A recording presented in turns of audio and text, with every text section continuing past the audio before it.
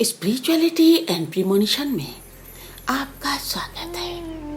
हरे कृष्णा। दोस्तों, आज फिर एक सच्ची घटना आपके सामने प्रस्तुत कर रही हूँ। पात्रों के नाम बदल दिए गए हैं। 24 वर्षीय पुष्पा हमारे क्षेत्र की ही बिटिया थी। 8 वर्ष पूर्व साउथ दिल्ली के साकेत के पास ही गांव में ब्याही थी। पति किराए का 3 व्हीलर चलाते थे और उस इनकम से बड़ी मुश्किल से गुजारा होता था।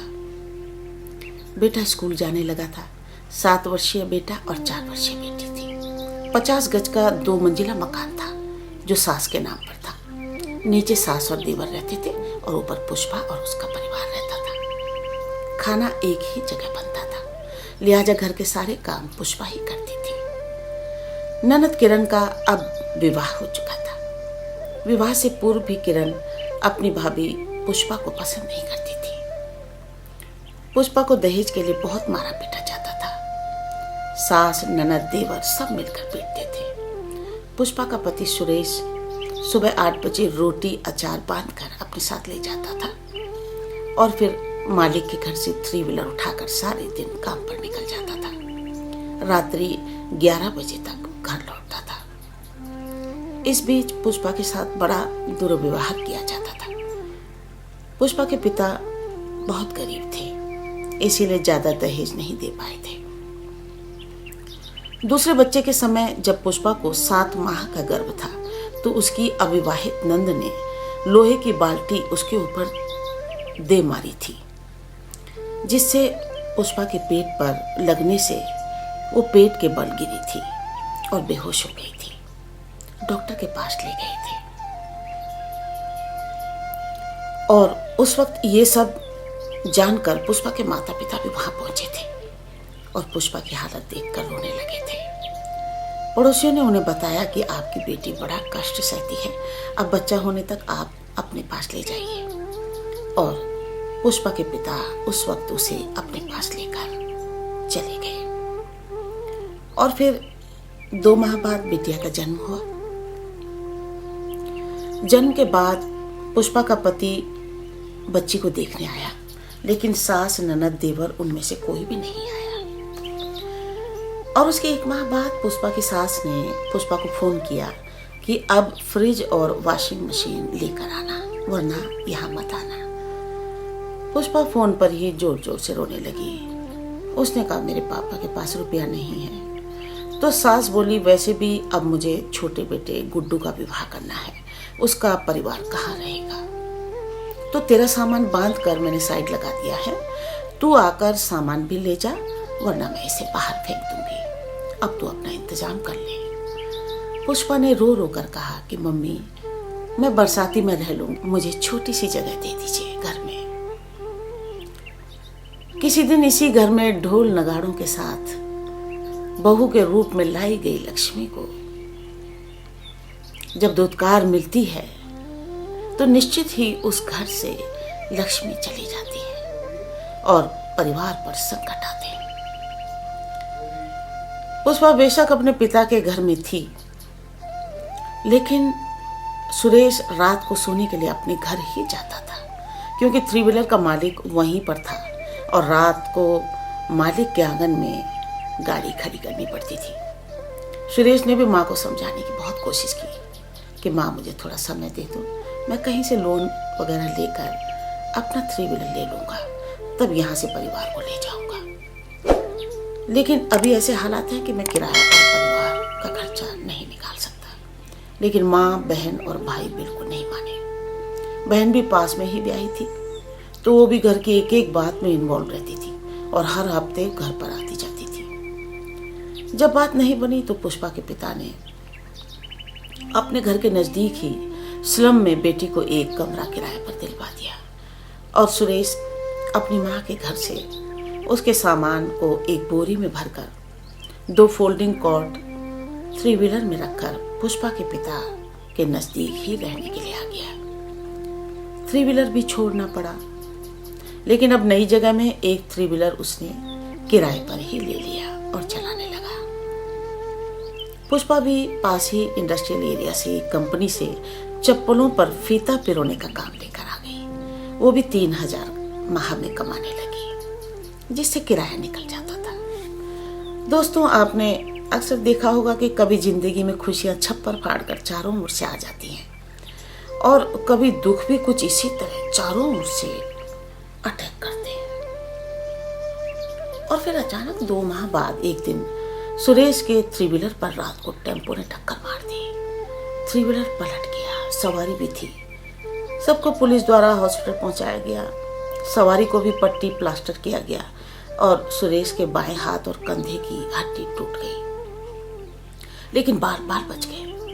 पुष्पा पर तो मानो दुखों का पहाड़ टूट गया। उसने सास को फोन किया तो सास हॉस्पिटल में सुरेश को देखने गई और हॉस्पिटल से ही वापस चली गई। पुष्पा और नवजात बेटी को देखने उनकी झुग्गी पर नहीं गई। उसने सुरेश को 500 रुपए दिए इलाज के लिए, लेकिन इस हाल में भी माँ को दया नहीं आई कि अब इसके परिवार का क्या होगा, कैसे चलेगा। 3 दिन बाद सुरेश घर आ गया। खाना वगैरह का इंतजाम फिलहाल पुष्पा के पिता ही करते थे और घर से ही खाना पकाकर बेटी और बच्चों के लिए छोड़कर चले जाते थे। इस बीच पुष्पा के माता पिता ने पूजा पाठ और तांत्रिकों का भी सहारा लिया था, लेकिन कोई भी फायदा नहीं हो रहा था। तांत्रिकों ने पुष्पा को भी गुमराह कर दिया और कहा कि आपके पति पर तो मारन का प्रयोग किया गया है और अभी दोबारा फिर ये संकट आएगा। परेशानियां और आर्थिक तंगी से जूझती पुष्पा पूरी तरह टूट चुकी थी। तभी उस क्षेत्र में रह रहे मेरे एक स्टाफ से पुष्पा के पिता ने संपर्क किया कि उन्हें मदद चाहिए, तो मेरा स्टाफ उसे दूसरे दिन ऑफिस ले आया। सारी बात सुनने के बाद मैंने पुष्पा के पिता को कहा कि कल पुष्पा को लेकर ऑफिस आइए। दूसरे दिन सुबह 10 बजे पुष्पा दोनों बच्चों को लेकर अपने पिता के साथ मेरे ऑफिस आ गई। तो विवाह से लेकर वर्तमान हालतों तक पहुंचने की स्टोरी मैंने उसी के जबान में उससे बुलवा कर उसका वीडियो बना लिया। उसके बाद मैंने पुलिस कमिश्नर और दिल्ली महिला आयोग को लेटर लिखा और साथ ही पुष्पा को श्रीम ब्रिजी मंत्र सुनने की सलाह दी। वो बोली, मैडम मेरे पास तो ये साधारण फोन है और टेप रिकॉर्डर वगैरह कुछ भी नहीं है। तो मैंने कार्यालय से ही एक पुराना एंड्रॉयड फ़ोन उसको दिया और फिर 1 माह का रिचार्ज करके उसे सारे फंक्शन मेरे स्टाफ ने सिखाए कि किस तरह से यूट्यूब से कनेक्ट कर श्रीम ब्रिजी का मंत्र सुनना है। पुष्पा ने बताया कि पति के ऑटो में स्टीरियो लगा है, तो मैंने कहा कि उसको भी पेन ड्राइव से इस मंत्र को लेकर अपने ऑटो में समय मिलने पर सुनना चाहिए,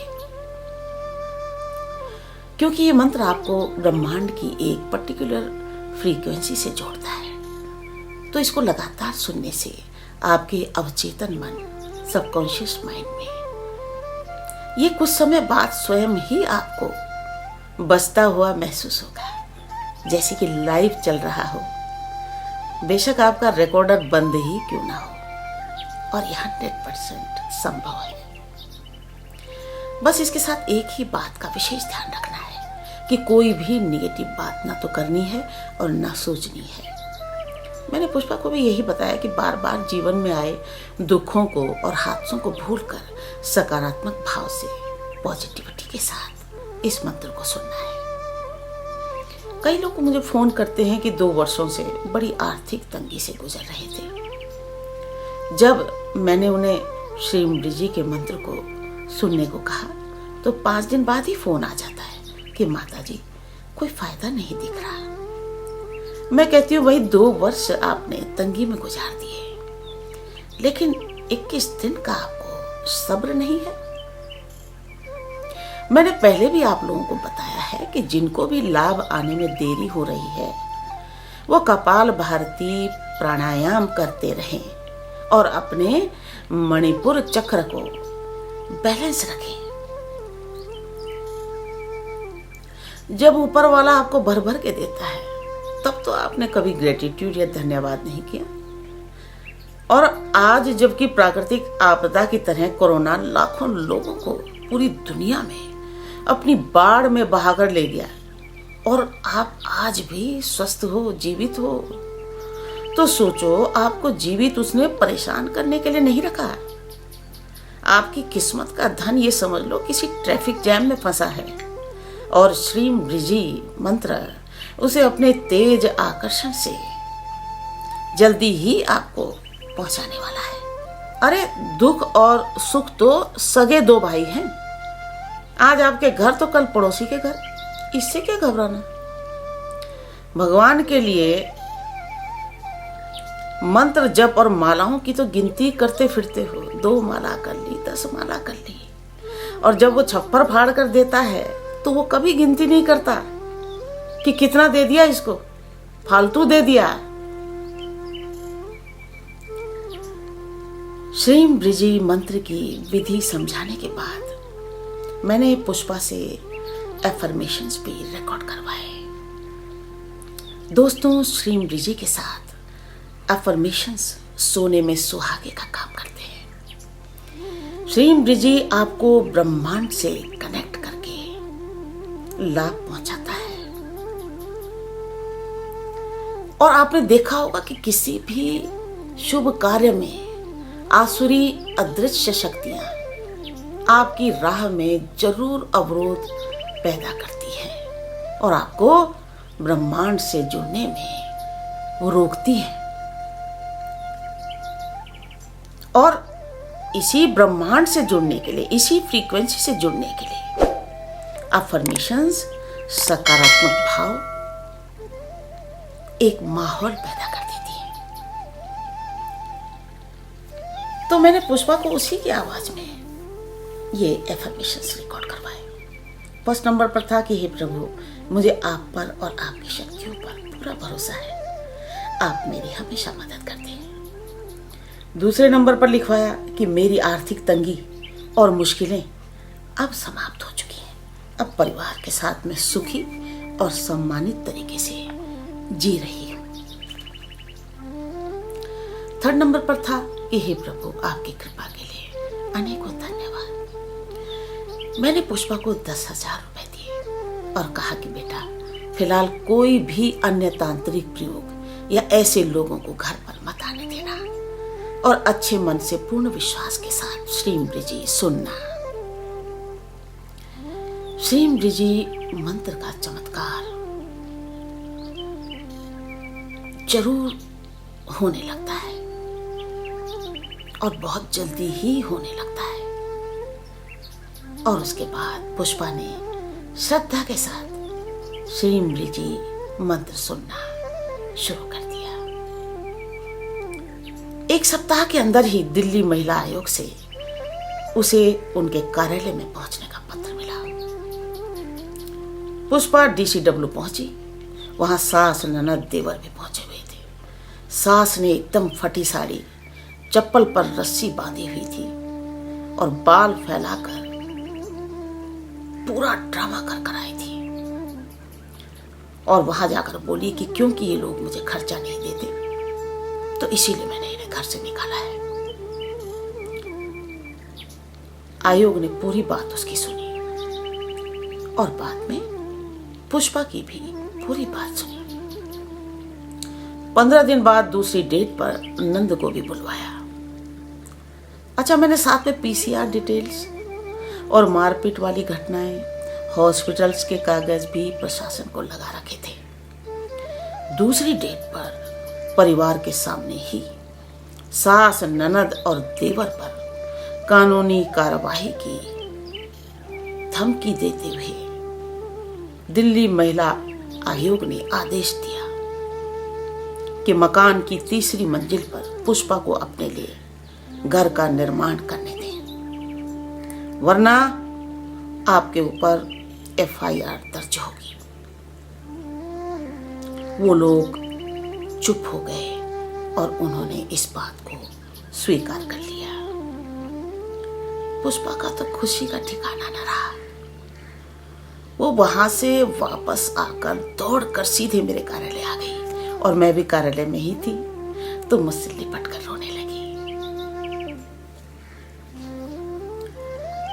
श्रीम ब्रिजी का चमत्कार होने लगा था। जिस घर में एक बरसाती की जगह भी डर डर कर मांग रही थी पुष्पा, अब उस घर में उसका अधिकार था। पुष्पा के मामा, भाई और हम लोगों ने भी थोड़ी मदद करके पहले सिर्फ एक कमरा और एक टॉयलेट का निर्माण करवाया और 2 माह के अंदर ही पुष्पा को वहां शिफ्ट करवा दिया।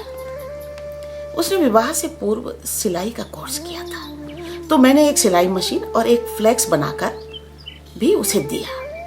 उसने वहां टेलरिंग का बोर्ड भी लगा दिया। सुरेश ने पुराने मालिक का ऑटो दोबारा चलाना शुरू कर दिया और उनका परिवार चलने लगा। दोस्तों, रिनाउंड पर्सनैलिटी डॉक्टर पिल्लई द्वारा इजाद किया गया ये चमत्कारी श्रीम ब्रिजी मंत्र कई वर्षों की साधना के बाद उन्हें प्राप्त हुआ था और आज लाखों लोग इसका लाभ उठा रहे हैं। दोस्तों, अचानक दुख आने पर व्यक्ति जब पूरी तरह टूटने लगता है तो सबसे पहले उसके निर्णय गलत होने लगते हैं, जिससे बचा कुचा धन भी गलत निर्णय के कारण बर्बाद हो जाता है। इसीलिए हम लोग चमत्कारिक मंत्रों और एफर्मेशन के जरिए लोगों को इतना मजबूत बना देते हैं कि उनको पहाड़ जैसी समस्या भी राई के दाने के समान दिखने लगती है। और अब हम लोगों ने एक लंबी चेन बना ली है, जिसे भी लाभ मिलता है वो भटके हुए और दिशाहीन लोगों को सच की राह दिखाता है और लोगों की दिक्कतें दूर होने लगती हैं। हे प्रभु, सबकी राह आसान कर देना और हमें हमारे इस मिशन में कामयाब करना। Thank you.